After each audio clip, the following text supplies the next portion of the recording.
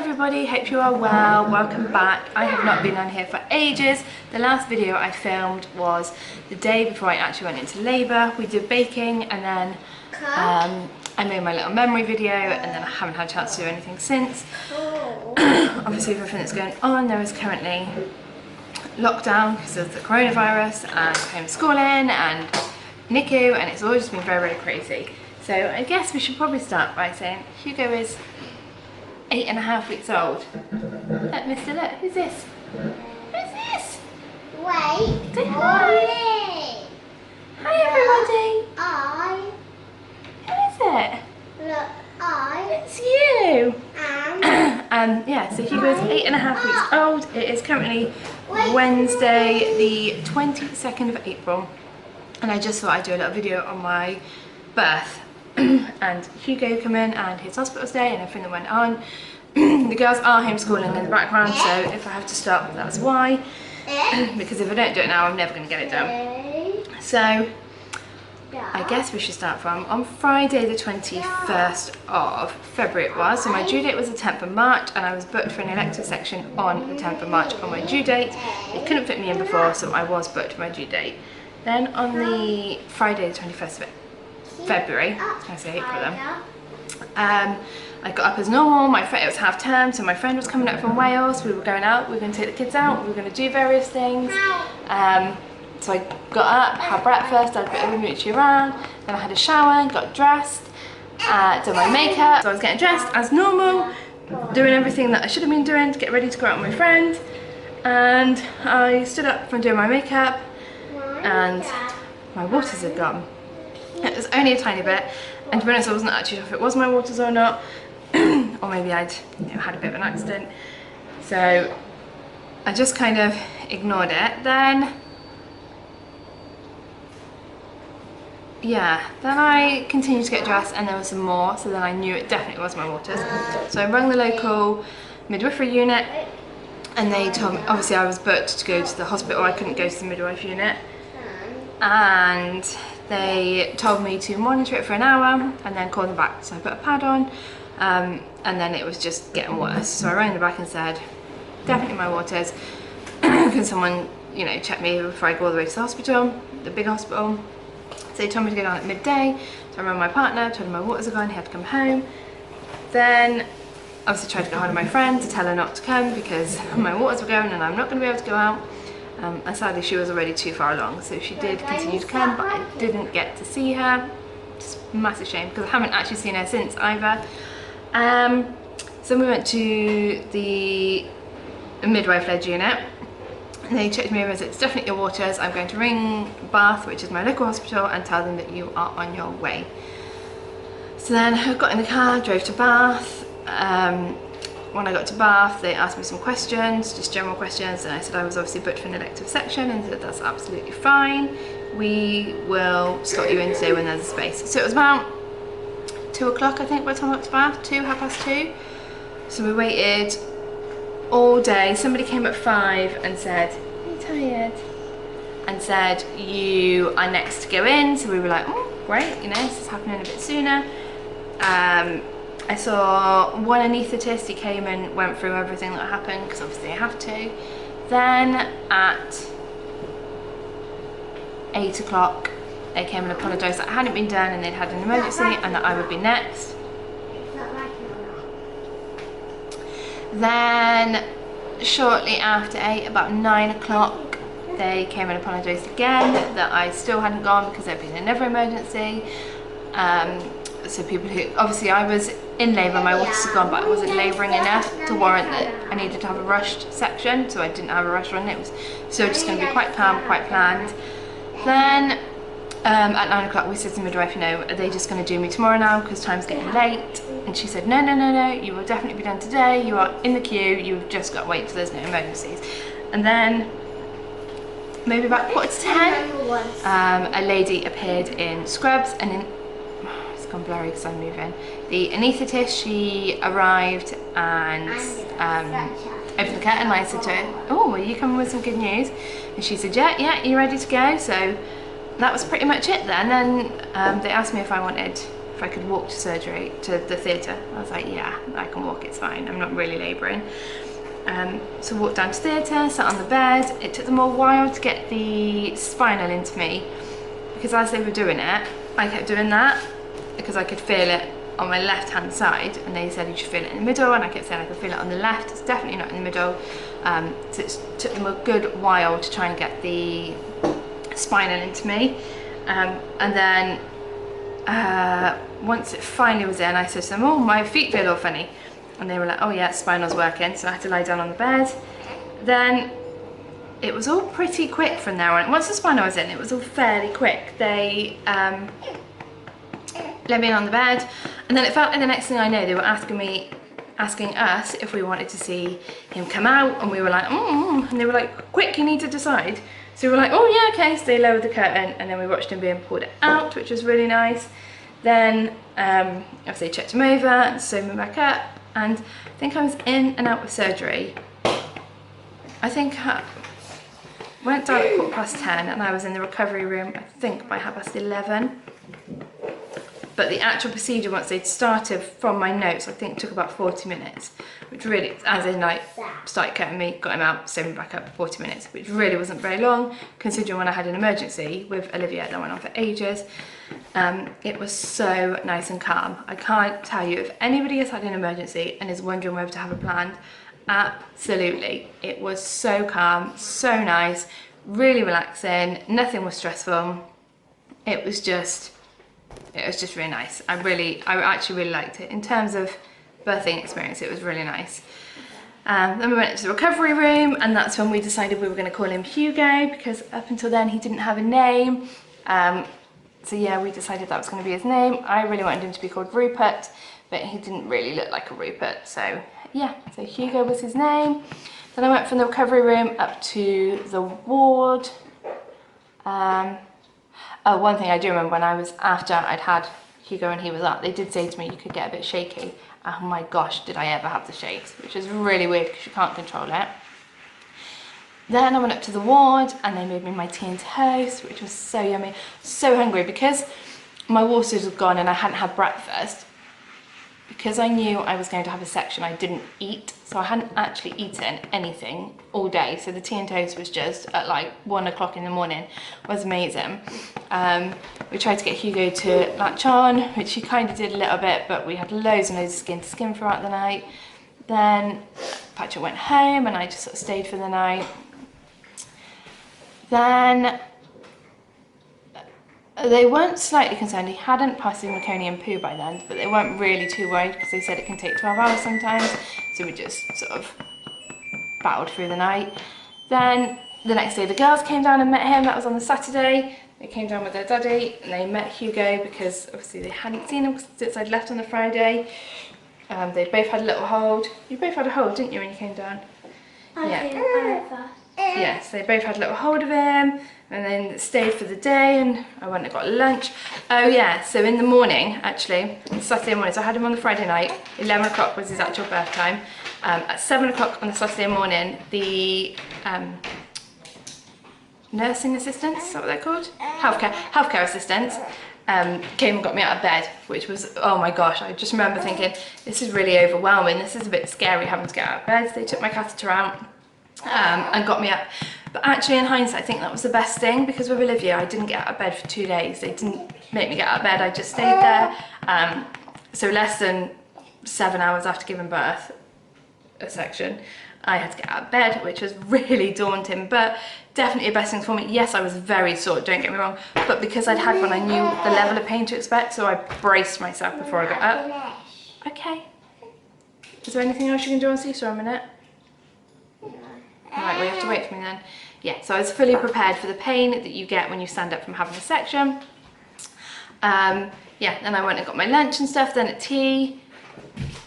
Then in the afternoon, I had to say to one of the healthcare assistants, my catheter was out at 7, this was 2 o'clock in the afternoon, and I said I still haven't been able to go to the toilet, and they were like, that's a bit concerning. To avoid the risk of any damage being done to your bladder, we'll have to put a catheter back in. So I had to have my catheter put back in, which obviously meant going home or anything wasn't an option. So they put it back in, and left it until the next day. They said it had to stay in for, I think it was 24 hours, because apparently the longer you leave it, the more damage it can do. So so that went back in. Then on Saturday night, they brought my food to me because I was at the catheter in, and my breakfast on the Sunday. Then on the Sunday we were seen by a paediatric nurse in the neonatal unit because Hugo still hadn't done his meconium poo. He still hadn't done any poos. And so we were seen by all sorts of people. They were all coming up from NICU to have a little look at him. They were giving us all different scenarios. He was checked for jaundice because they thought he looked a little bit yellow. That can be a sign of not passing meconium poo. Yeah, then we just sort of went throughout the day. He still didn't really go. They just kept telling me to try different stuff. He was on and off, semi-latching on and off the boob, but we just carried on, and I was hand expressing into a syringe for him. Then Sunday evening, he still hadn't passed his meconium poo. I had my catheter out and was now able to go to the toilet, so I was well. So we just needed him to do his meconium poo, and then actually we were good to go home. We were fine to go home. I was fine, he was fine. To a degree. Then I think it was like 2 o'clock in the morning or something crazy, because he still hadn't been. So they allowed him to go 12 hours, then it was 24 hours, and then 36 hours, and then they said, look, this is it, it's been too long now. So they brought a portable x-ray machine up, and they've done an x-ray to see if they could see anything. I don't think they saw anything unusual, but then I know for a fact it was in my notes, but they obviously hadn't read it in my notes. But when I was a baby, I had what's called Hirschsprung Disease, which is where a part of your bowel doesn't work and you have to have surgery to correct it. So they take away the bowel that's not working. You've got ganglion nerves, I think they are, and they don't work. So they take that away and then like reconnect the bowel and everything's fine. So I said to the doctor who came up after doing the x-ray, I said, you know, I obviously had Hirschsprungs, it's in my notes, blah, blah, and he said they hadn't seen it, but that is what they were looking for. Basically, that's what they thought it was, and that's what they were looking for. And that they were having to speak to Bristol, which is the specialist neonatal unit, and they were speaking to them for advice and seeing what they would say. And then, obviously, they would come back to me. So that was about 4 o'clock in the morning, I think. It was really early. I didn't really sleep, but it was really early. And they had obviously been trying to do tests to see if this is what it was. And when I was speaking to the doctors, I said to them, you know, I know when I had my other children, I googled it and looked it up, and I was told it wasn't hereditary. And do you know what the percentage of Hirschsprung disease being hereditary is? 1%. There's a 1% chance that it could be hereditary. And apparently it's more common in boys than girls, which is probably why the girls were absolutely fine and Hugo's got it, because it's more common in boys. There's a 1% chance, 1 measly percent chance, and obviously it had to happen to us, of course. So on the Monday morning, you're not very happy, are you? The paediatrician consultant person from the NICU came upstairs and said to me that they were taking him downstairs to their NICU and that he was waiting to be transported to Bristol by the NETS team, which stands for Neonatal Emergency Stabilisation Transport Team. And obviously he has to go in a special ambulance and they will take him. And so then it was all a bit of a whirlwind from there, and I rang my partner and obviously said he's got to go to NICU in Bristol again. He's going to a specialist hospital, the surgeons need to look at him, they need to see if they need to run tests and see if he has got Hirschsprung disease. And so they took him down to NICU, and I wasn't allowed to see him until they'd settled him and put wires in him and tubes on him and stuff. So I went and had a shower, washed my hair because I hadn't washed it since like God knows when. I wanted to feel a little bit more refreshed. Got dressed, then my partner came down and we registered Hugo's birth, because you can register them at our hospital. There is a registrar there and you can register them. So we went and registered his birth because obviously we knew what was about to come and we didn't know when we'd be able to get to do it. So we registered him there and then, and he was all legal. Then went downstairs to see him in NICU, and he was all like wired up, and it was very overwhelming because obviously I've already done this with Poppy, and even though I knew what to expect, I didn't know what to expect. So yeah, so I just went downstairs and sat with him. Then I went in the ambulance with him when he was moved. My partner drove, because it was teacher training day, so we had Poppy, so he had Poppy too. He drove to the hospital and I went with the stabilisation team. When we arrived at NICU, he was put from the transport team into like a bed, like an open cot. He was in the high dependency unit. He went into HDU. He didn't go to intensive care, but he did go to high dependency, which was a little overwhelming when it'd been a long day on Monday, a really long day. They gave me some leaflets and told me I could stay in the house cots for tots over the road, but I just wanted to go home. I couldn't do anything for him. They wouldn't, he was nil by mouth, they weren't letting him have anything, so I couldn't do anything for him. And I obviously didn't want to just sit there, and I was tired and I hadn't slept, so I actually just came home. That's what I done. Right, I've just watched my video back, so I'm inserting this after I've uploaded it and edited it, and I've just realised that I forgot to say on the Monday when we arrived at Bristol's NICU, the doctors wanted Hugo to go and have an x-ray done on his abdomen at the Children's Hospital, which is down the road, because they wanted to see if there was any obvious signs of Hirschsprung disease. You can see it on an x-ray apparently, so they arranged for the transport team, just a normal ambulance that goes between two hospitals, to come up and take him. So I went down with one of the NICU nurses and one of the students. We went down and went to the x-ray room, and when they do the x-ray they put what's called contrast into him, dye that goes into his bowel, and sometimes when they do that, that can actually get things moving. So he went in and had the x-ray. I didn't go in, I didn't want to, because I knew I'd have to hold him down. So I sat outside the room and the nurses dealt with him. They went in and obviously I could hear him crying. After the x-ray they came out, the x-ray man called me in, I can't think what they're called, and he said that obviously putting the contrast in, it acts a bit like a laxative. He had actually emptied his bowels, and all he could see was meconium plugs. He couldn't see any obvious signs of Hirschsprung disease. He said his bowel all looked okay, and as you would expect it to look. So at that point we weren't actually aware that he had Hirschsprungs, and obviously we were hopeful that it was just meconium plugs, just one of those things that happens. They'd cleared him out and that would be it. Obviously that wasn't the case. Right, put Hugo down for a minute. So when you go, I've just remembered all these stuff. So you've got a little certificate for going in the ambulance, the nest ambulance.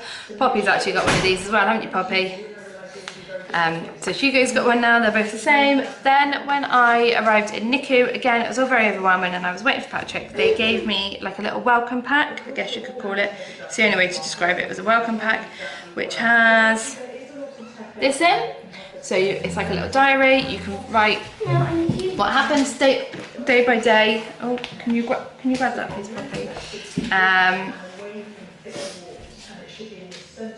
Yeah, so you just fill it in day by day. Obviously I haven't had a chance to put a photo on there yet, but you can put a photo on, and I will put a photo on.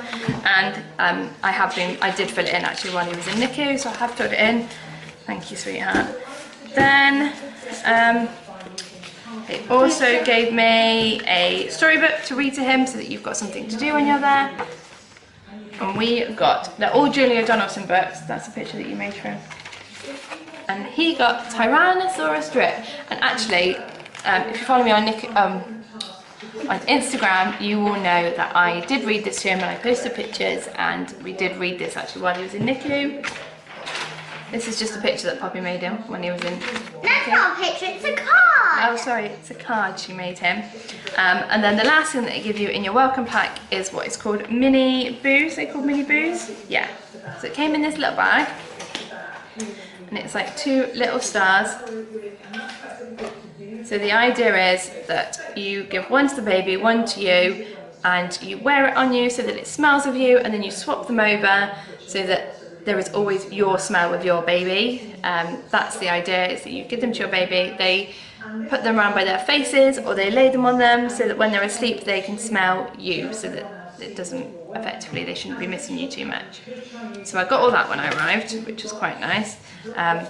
Although I did bring these home to wash them on the first night and then took them back to make them smell. So then before we left on the Monday, they said that if we could be there for 8 o'clock on the Tuesday morning, because the surgeons come round and they will obviously give us an update on how Hugo is doing and maybe an explanation and obviously a way of going forward.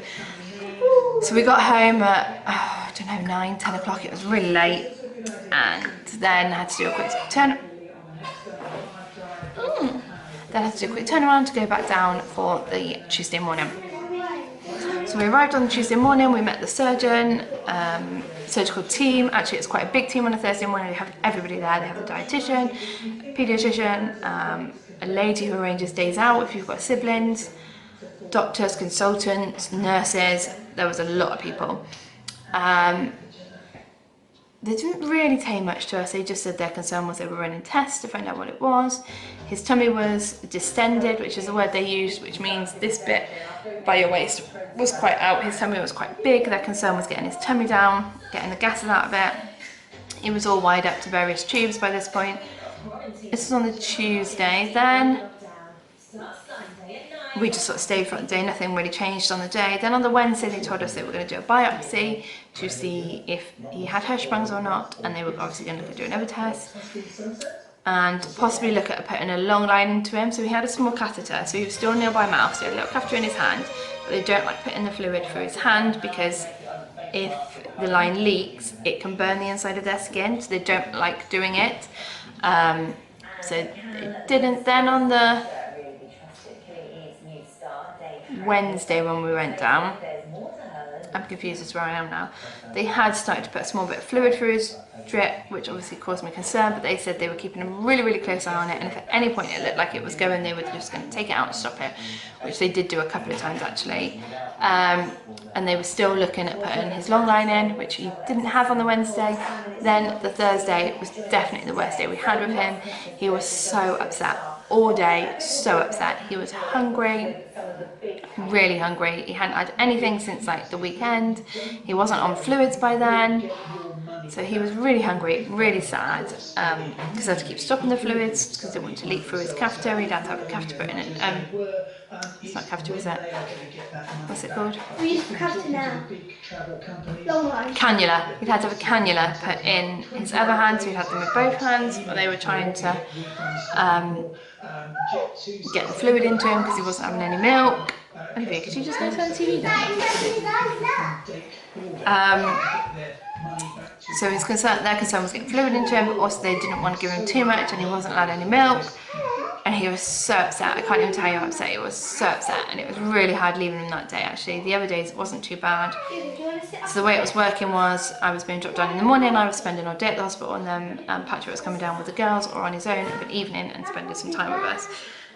But I was there from pretty much after school drop off to whenever I came home, so I was there all day with him. Then on the Friday was definitely a much better day. The Thursday was a hard day. The nurses were really nice to me. They were all really nice down there. Then on the Friday I arrived and they said they had taken him to put his long line in, which was really good because it meant he could start on the fluids, which went all the way up his arm and it goes into a bigger vein, artery. So the risk of obviously the internal burns is reduced an awful lot. So we had that. And they done the biopsy, which was really good. So there was 2 big steps that we really needed, and they said it would take 2 weeks for the results to come back, but that we wouldn't necessarily have to stay for the 2 weeks. It's just that's how long it'd take.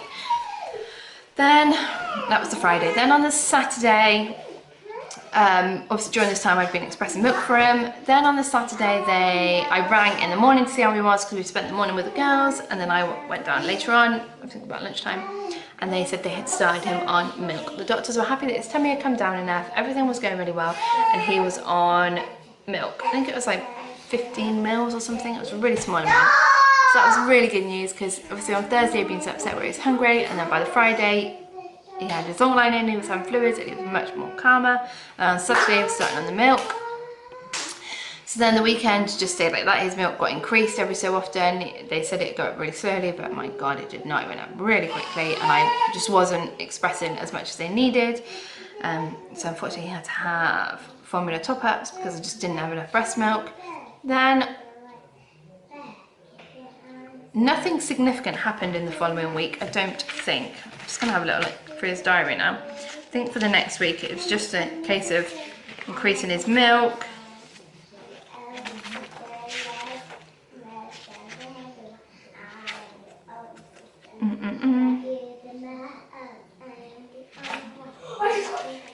That's the day that he was sad, so he had his long line put in his biopsy. Milk. His milk was increased to 18 mils on the Sunday. And there was talks that they wanted to start trying to see if he'd take to the boob. The Monday had more milk. The doctor was still really happy because his formula soft fused up to 30 mils and he was allowed formula top-ups. We've been trying him on the breast, but he wasn't latching. That's the problem, he wasn't latching. Then on the Tuesday he had more milk again and he fed from me twice. So on whatever day that was, Tuesday that must have been, I was trying to get him to latch and he just wasn't really latching. They kept saying, oh, when he opens his mouth, but the problem is he was opening his mouth and then closing it when you put him on the boob. So one of the lovely nurses said to me, would you like to try a nipple shield and see if that works? And I was like, yeah, I'll try anything, you know, if it's going to take to the boob.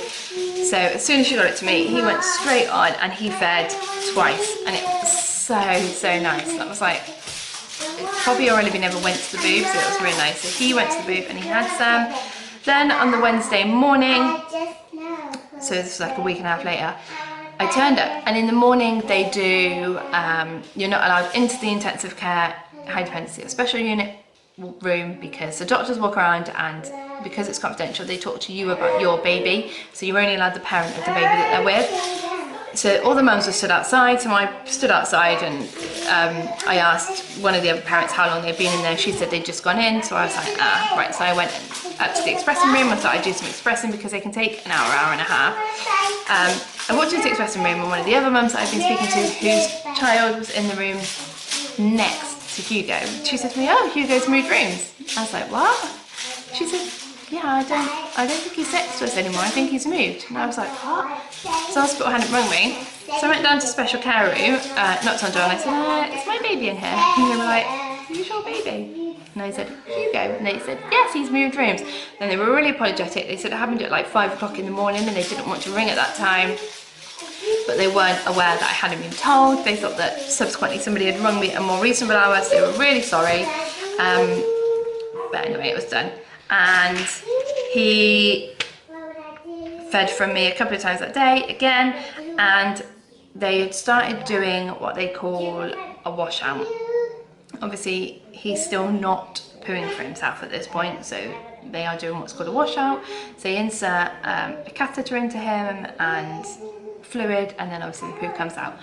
I have done a little video of what we have to do at home because we're still doing those at home, so I will insert that now.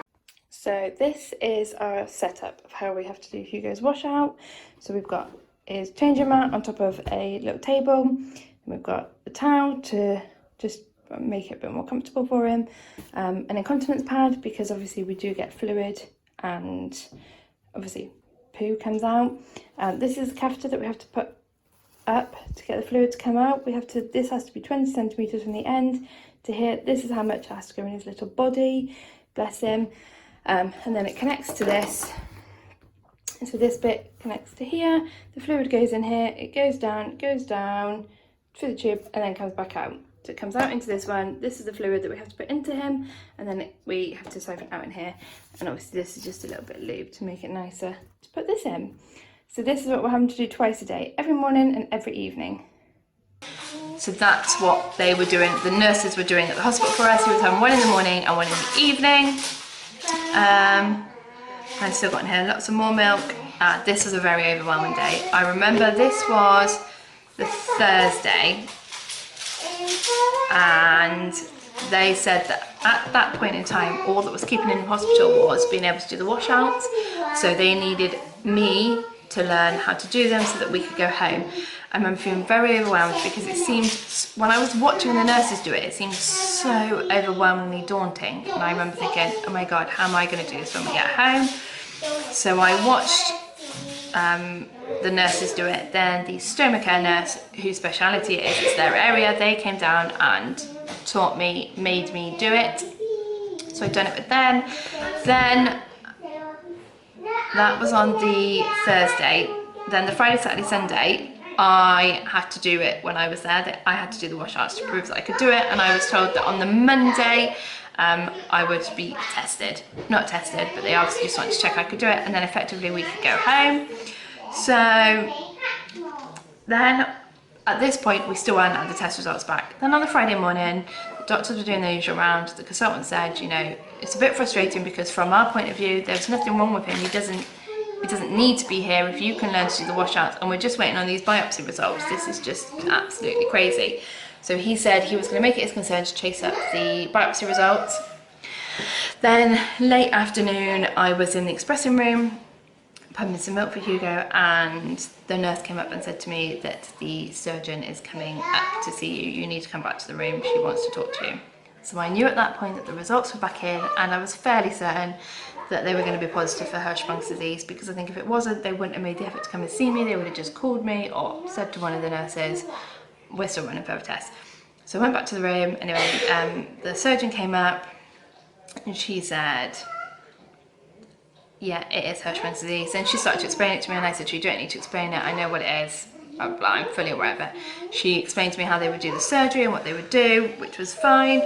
She said he will need surgery, and she was going to look at scheduling in a date, and she would come back to me. Oh no, she had scheduled in a date, which was effectively last week, last Thursday, the 16th, 17th, whatever date last Thursday was. He was penciled in for it effectively. And she said, if you can do washouts, then you can go home. If you can do the washouts at home, you can go home, you don't need to be here. So then, yeah, so then I did the washouts all weekend, which seemed to go quite well. They were very overwhelming, still very overwhelming. Then on the Sunday, because he was taken, so when I was there he was demand feeding, and obviously when I wasn't there he was going to 3 hourly feeds, but when I was there throughout the day he was on the boob and I was demand feeding him. And they said I had to stay the night. I had to do 24 hours of demand feeding, and if you gained weight we could go home. So they've got what they call a butterfly room at the hospital, which is where if parents arrive late at night from, because they're a regional one, so all over the area people arrive from, and they haven't got anywhere to stay, they ultimately stay in this room for a little while.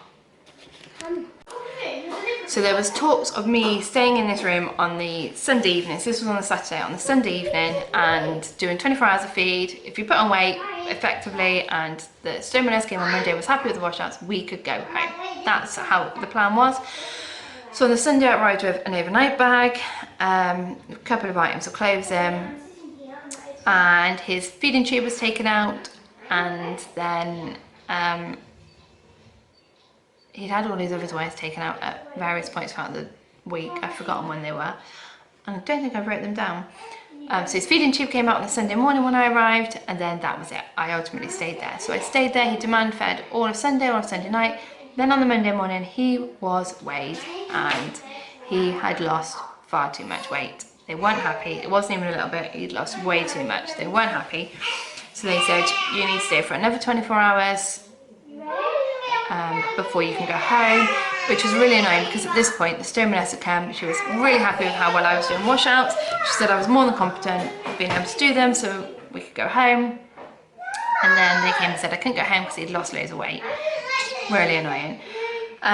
So then we stayed for another 24 hours. Then obviously on the Tuesday morning it's the big meeting. It was his due date, and we were really hopeful of going home on his due date. That was kind of our aim. Then they weighed him again, and he'd lost more weight. So I was like, oh. Then obviously I was very upset at this point because we just wanted to go home. So they said, the dietitian came to see me, the consultant came to see me, and the breastfeeding lady came to see me. They all said that he'd lost too much weight, so they now wanted him to have 2 formula bottles a day to top him up, and we would have to stay for 48 hours minimum. They weren't going to keep weighing him every day. We'd have to stay for 48 hours. That was just the way it was now. So at the latest, we'd be looking at Thursday before we could go anywhere. The breastfeeding lady also said to me that she thinks we should lose the shield. He'd feed fine without it, which is really funny because she spent an hour with me and he wouldn't feed without it. So I felt a little bit smug because I knew he wouldn't. He just wouldn't open his mouth wide enough. He was just a lazy latch. But she was really nice anyway. Then on the Thursday evening, no, so the Wednesday evening, before we were hopeful that we could go home on the Thursday, because he was on formula top-ups, Daddy obviously came to stay with us for the night. We got the girls looked after and he came down, which was really nice to have some company, because from Sunday until then, I hadn't left hospital. I kept calling it baby jail because I wasn't allowed to leave. I couldn't go anywhere because he was demand feeding. I couldn't go too far because if he needed feeding, I had to come back. We did spend a bit of time in the room. I didn't have to stay on the ward, actually. They were really good. They said I could take him up to the room with me, so I just wheel him up to the room, and then when it was checks or I needed to do washouts or whatever, we'd just come back down. So then on the Wednesday night, obviously Daddy stayed. He did a washout, which was really good, ready for when we come home. He was on formula top-ups, and he actually was so hungry. He had loads of top-ups. Then Thursday morning we got up, and I was really nervous, and we weighed him, and he had put on 106 grams in 2 days, which they were really, really happy with. When they did their morning rounds, they came around and said, yep, we're really happy, you can go home. You've done enough. And they're happy you can do the washouts. You've done this, he's put on enough weight, you can go home. So we pretty much just had to wait all day Thursday really to be discharged. Nothing's ever simple. There was a couple of other babies that were moving, hospitals as well, so they were bigger priority than us because we were just going home. And I think ideally we were looking to leave the hospital in time to pick the girls up from school, but that just didn't happen. But we left. I was home for when the girls got home, so we didn't make it to pick them up, but when they walked through the door we were home already, which was really good. Then for the weekend, Hugo was just demand feeding again, all the time. The health visit came on Friday. She weighed him and he'd lost a little bit of weight, but she wasn't too concerned. She just said, you know, perhaps carry on with the formula top-ups. Then he demand fed all weekend. Then the health visit came back on the Monday, and I said to her that I am feeding him for like 2 hours, 2.5 hours off the boob, but then he still wanted formula top-up. So I'm not going to put him to the boob anymore. I'm just going to express, which I did do for a week. Yeah, and then it was the first week of homeschooling, and sadly, because of homeschooling and expressing and feeding, I have now stopped expressing. He's not having any breast milk anymore, sadly. He is just having formula. I just didn't have the time to express. He was feeding from the boob for hours, which meant I couldn't do homeschooling with the girls. It's just everything kind of went a little bit against us, and sadly when he was in NICU, and we were kind of set out from the start because they were giving him formula top-ups of, he was having 60 mils every time they were feeding him formula, and obviously he wasn't getting 60 mils from me. So sadly our journey has come to an end. I was very sad about it. It's probably why it's taken me a while to do this video. It's taken me a long time to come to terms with the fact that he's not feeding from me anymore. There is some breast milk in the freezer. I did manage to store a little bit, so I think if I needed it I could use it, but it wouldn't even be enough to do one bottle at the moment. One feed, he's having 4 to 5 ounces per feed, every sort of 3 to 4 hours. So yeah, I don't really want to go to, I might do a separate breastfeeding journey, but yeah, I'm really sad. I'm really, absolutely, really gutted about it. I just watched his Mr. Me really gently, and he didn't even bat himself. You just what? I was holding Mr. Mo and I was walking with him. So I know how to walk with Mr. Mo. You're not supposed to be doing that, you're 5. But at least I know how to do that.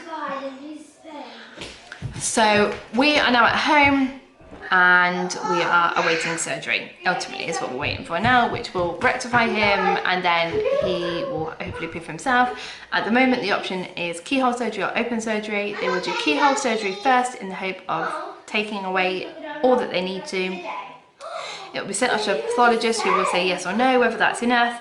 If it is, brilliant, he's done, that will be it. If it's not, he will have to have open surgery at the same time. It will all be done at the same time, and they will take away a little bit more. So we are really, really hoping he just has to have keyhole surgery. He has been to the toilet a few times since we've been home by himself, so fingers crossed it's just minor surgery. But if anybody is watching this, wants to know anything about Hirschsprung disease, got any questions, I will try and answer them just from my own personal experience and own personal knowledge. But just rest assured that it is curable. It's not life-threatening. It's not, you know, we're very thankful that it is something that can be rectified with surgery. Very overwhelming, but it can be fixed with surgery. So I am planning to film our surgery journey, which will probably be the next video that you watch, and then I might do a baby update, how many weeks he is and what he's doing. I've got quite a few videos that I want to film. It's just trying to do them around everything else that's going on. So thank you all so much for sticking with me whilst I haven't been uploading for the last 9 weeks, because Hugo's almost 9 weeks. I do really appreciate it, and I'll see you all soon. Bye everyone.